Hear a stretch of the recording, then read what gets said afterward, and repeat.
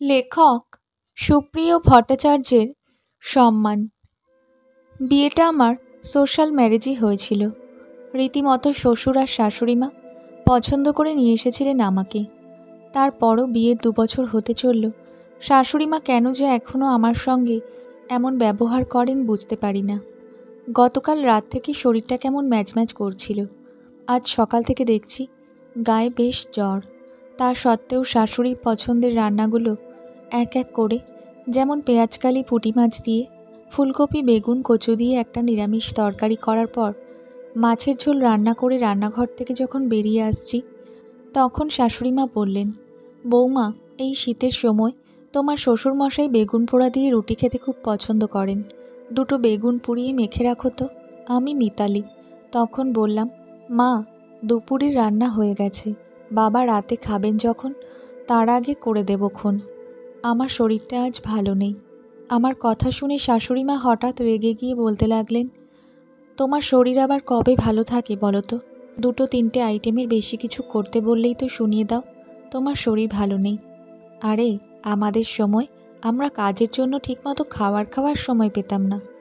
সকালের টিফিন খেতাম দুপুরে, দুপুরের খাবার সেই বিকেলে, আবার সেই রাতের খাবার তো খেতে হতো মধ্যরাত্রে। এত আরামে থাকো, তারপরেও তোমার কষ্টের শেষ নেই। কথাগুলো বলে শাশুড়িমা দুমদাম পা ফেলে নিজের ঘরে গিয়ে মনে হলো কাউকে ফোন করে আমার নামে যা নয় তাই বলতে লাগলেন। কথাগুলো শুনতে শুনতে আবার রান্নাঘরে গিয়ে গ্যাসের সামনে দাঁড়িয়ে শাশুড়িমার কথাগুলো শুনে কষ্ট হতে লাগলো। এই যে শাশুড়িমা বললেন আমাকে বেশি কিছু রান্না করতে বললে আমি করি না, এই রকম আরও অনেক দোষ আছে আমার, অথচ সেই দোষগুলোর কিন্তু কিছুই নেই আমার।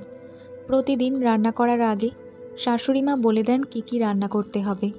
সেই মতো রান্না শেষ করার পর রান্নাঘর থেকে বেরোলেই শাশুড়িমার অন্য কিছু রান্নার কথা মনে পড়ে যায়। অন্যদিন কিছু বলি না, চুপচাপ আবার সেই রান্নাটা করে ফেলি।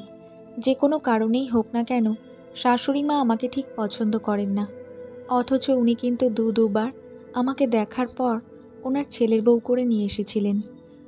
উনি যখন কোনো রান্নার কথা বলেন, তখন ঠিকমতো বুঝতে না পারলে শাশুড়িমাকে যদি বলি, মা, এই রান্নাটা আপনি একটু করে দেখিয়ে দিন, আমি সেই মতো পরে করব, তাহলেও সমস্যা, উনি দেখাবেন না। তখন বলেন, কেন, তোমার মা তোমাকে 22 বছর ধরে কিছু শেখায়নি?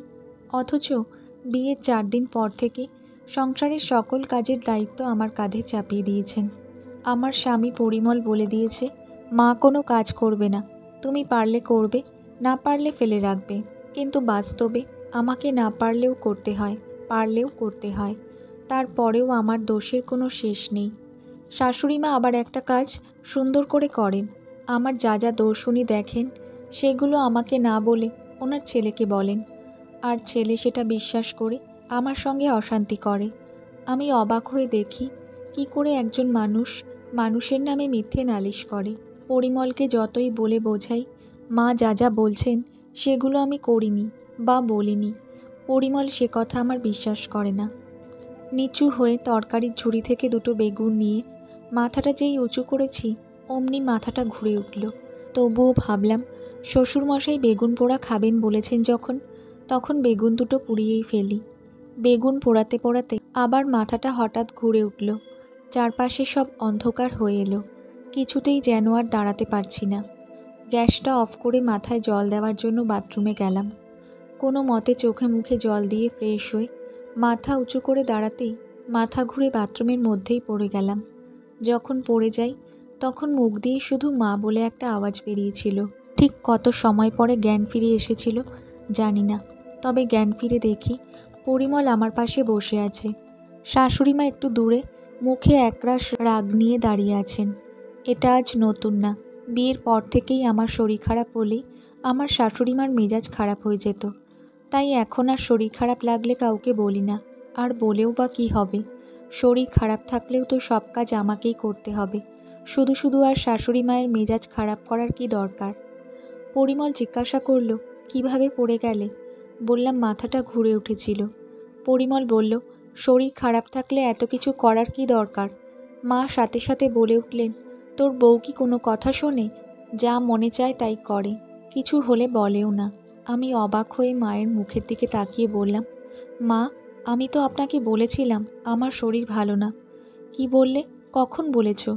তার মানে তুমি বলতে চাচ্ছ আমি ইচ্ছে করে চেয়েছি তুমি পড়ে যাও? আমি তো সে কথা বলিনি মা। আমি বলেছিলাম আমার শরীরটা ভালো নেই।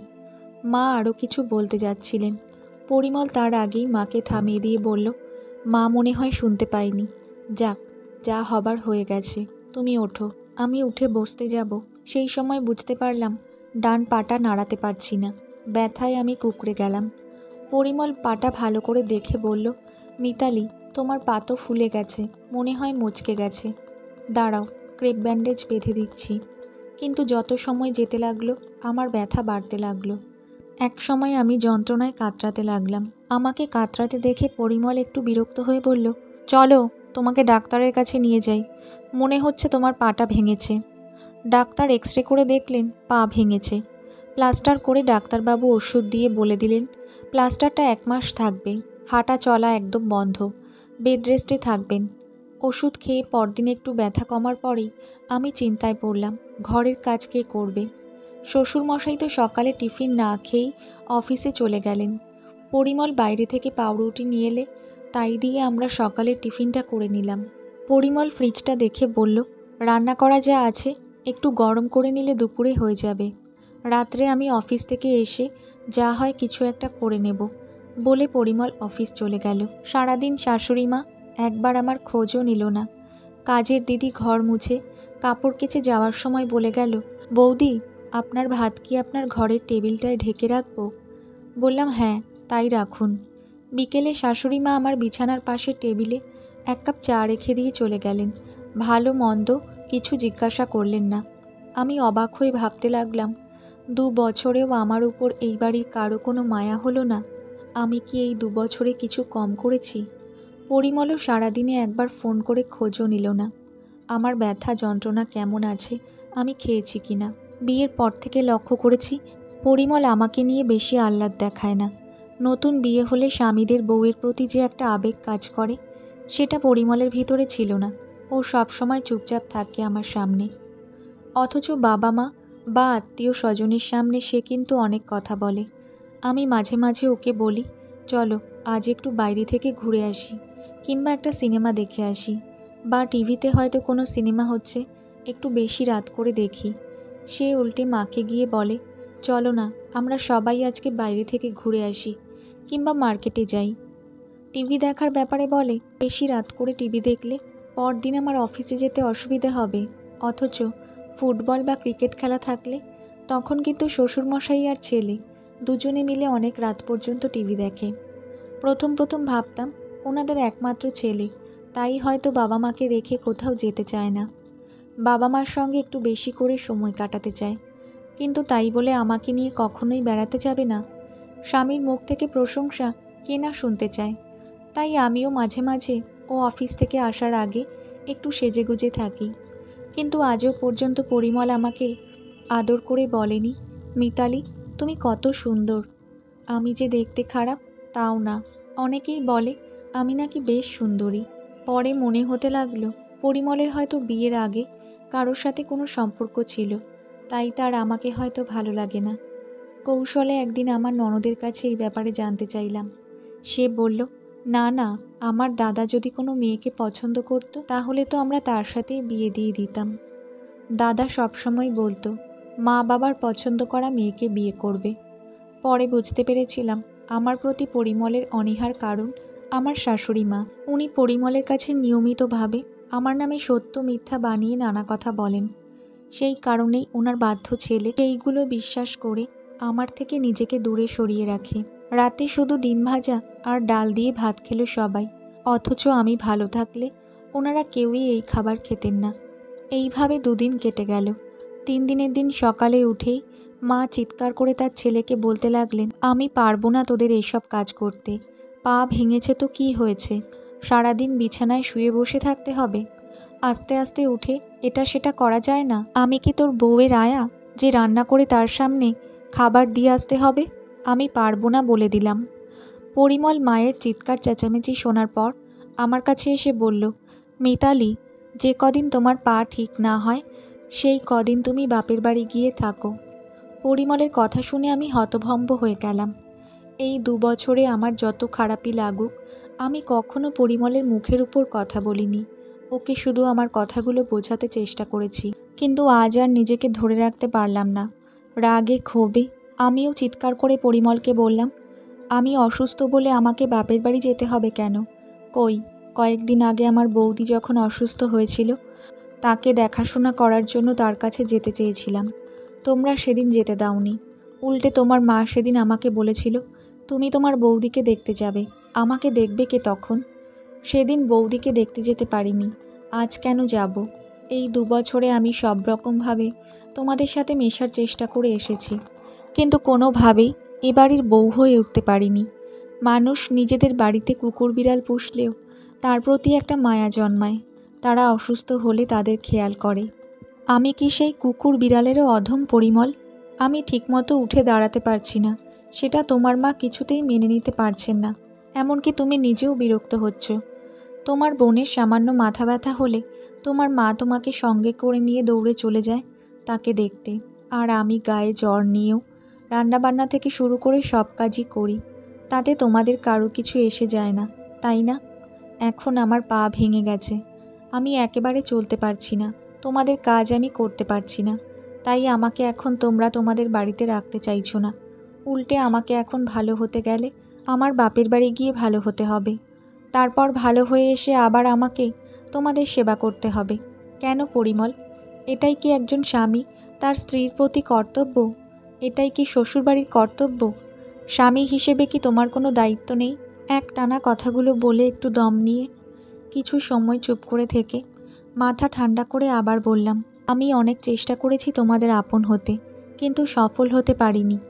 আমি বাপের বাড়ি চলে যাব ঠিকই, তবে পা ভালো হলে আমি আর আসবো না। সারা জীবনের মতো আমি তোমাদের ত্যাগ করে চলে যাব।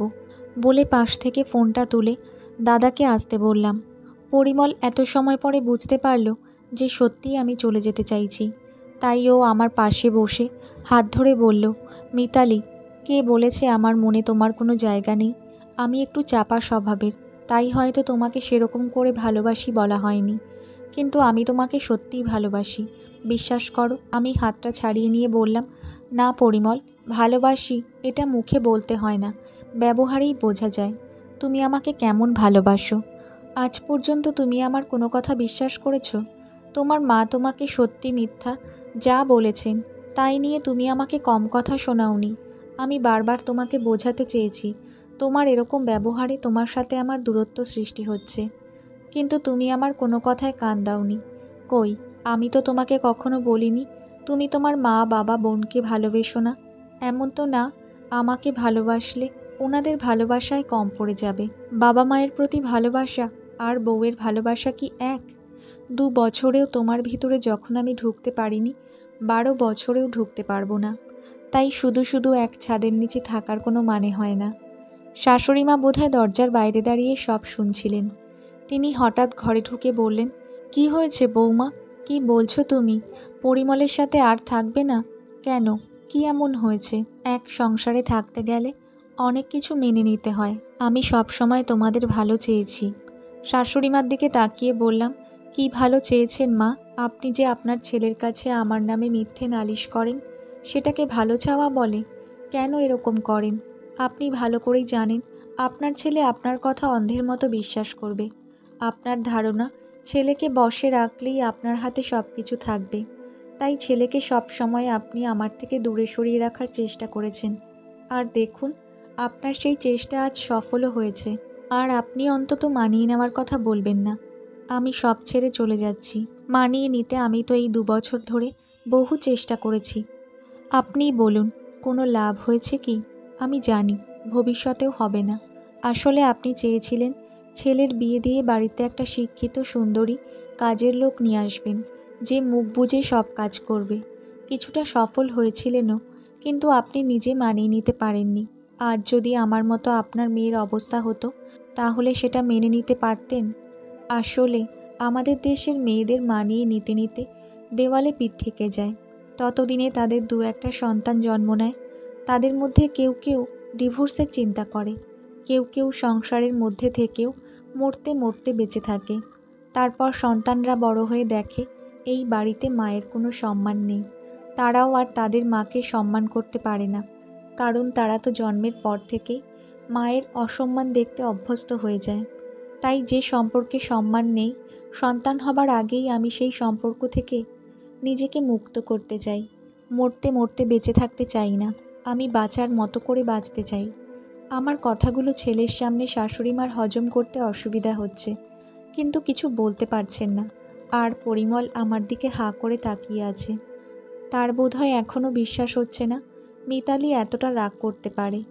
এগিয়ে এসে আমার হাত দুটো চেপে ধরে পরিমল বলতে লাগলো, হ্যাঁ মিতালি, ভুল আমি করেছি, সেটা এখন বুঝতে পারছি, কিন্তু তুমি চলে গেলে শোধরাবার সুযোগটাই তো পাবো না। তাই প্লিজ তুমি তোমার দাদাকে আসতে বারণ করো। আমি কথা দিচ্ছি, আজ থেকে তোমার সম্মানের কখনো হানি হতে দেব না। আমাকে একটা সুযোগ দাও। বাবা অফিস থেকে ফিরুক, বাবার সাথে কথা বলি। বাবা যদি মাকে বোঝাতে পারে ভালো, তা না হলে তোমাকে নিয়ে আমি আলাদা হয়ে যাব। সাথে সাথে বললাম, কেন তুমি তোমার বাবা মাকে ছেড়ে আলাদা হবে? আমি তো কখনো সে কথা বলিনি। আমি বলতে চেয়েছি আমি যে এ বাড়ির বউ, সেই সম্মানটুকু যেন পাই। আমার হাত ছেড়ে পরিমল তার মার দিকে ফিরে বলল, মা, তুমিই তো মিতালিকে পছন্দ করে নিয়ে এসেছিলে। আজ তো ও তোমার ছেলের বউ, তাহলে কেন মিতালিকে নিয়ে এত প্রবলেম? তুমি সব সময় মিতালির নামে অনেক কথা বলো। কই, মিতালি তো কোনোদিন তোমার নামে কিছু বলে না। আমারই ভুল হয়েছে তোমার সব কথা বিশ্বাস করা। শাশুড়িমা কিছু বলতে যাচ্ছিলেন, সেই সময় আমার দাদাকে ঢুকতে দেখে শাশুড়িমা একগাল হেসে বললেন, আরে বাবা স্বপন, তুমি কেমন আছো? এই দেখো না, আমার বৌমা সেদিন বাথরুমে পড়ে গিয়ে পাটা ভেঙে গেছে। পরিমল বলছিল এখানে দেখাশোনার যদি অসুবিধা হয় কদিন তোমাদের বাড়ি গিয়ে থাকতে। আমি বারণ করেছি, আমি থাকতে আমার বৌমা বাপের বাড়ি যাবে কেন? বৌমা এখানেই থাকবে, সব দেখাশোনো আমিই করব। আজ যদি আমার পা ভাঙতো তাহলে বৌমা কি আমাকে দেখতো না? বলেই মা বললেন, তুমি কিন্তু অনেক দিন এখানে আসো না। আজ যখন বোনকে দেখতে এসেছো, শুধু দেখেই চলে গেলে হবে না, দুপুরে কিন্তু খেয়ে যাবে। বলে ছেলেকে বললেন, তুই হাঁ করে ওখানে দাঁড়িয়ে আছিস কেন? যা বাজারে যা, মাংস নিয়ে আয়, আমি রান্না করব। আর শোন, তোর বাবাকে কিছু বলিস না, বৌমাকে আজ থেকে আমি দেখব। গল্পটা কেমন লাগলো একটা কমেন্ট করে জানাবেন। যদি ভালো লাগে তাহলে প্লিজ একটা সাবস্ক্রাইব করে আমার পাশে থাকবেন। ধন্যবাদ।